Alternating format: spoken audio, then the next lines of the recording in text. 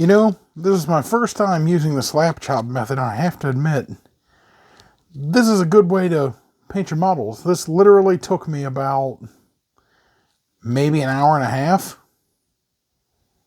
from start to finish.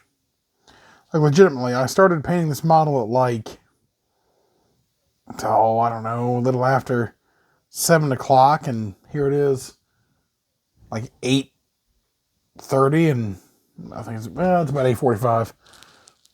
And this model has turned out as good as it would for a 3-day paint job.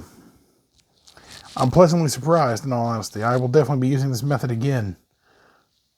Probably making a video about it. The only really detailed work I had to put in was the eyes, and that's really it. So how I did the model was pretty simple. I painted the whole model black.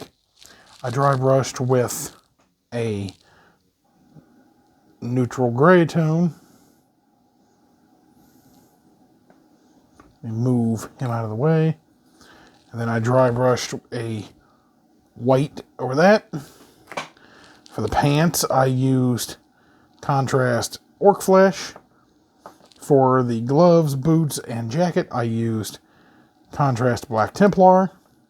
The skin tone was a traditional paint, Army Painter Cobalt skin, with a wash of Army Painter Soft Tone. And then to really bring out the highlights, which is probably the thing that took the longest, I dry brushed the skin with medium flesh tone. I dry brushed the pants with Irady Green from Scale Color. I painted all the belts and straps with Gorgrunta Fur contrast paint. As for the eyes, well, that was pretty simple. I just went ahead and did my traditional eye painting method of just painting the socket black, putting in some white, using a Sharpie to put in some black.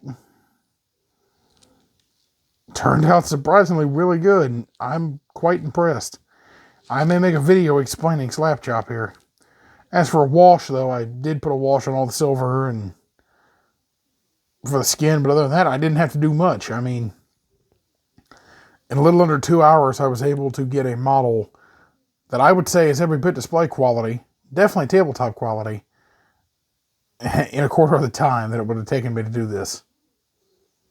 This is just fantastic. I mean,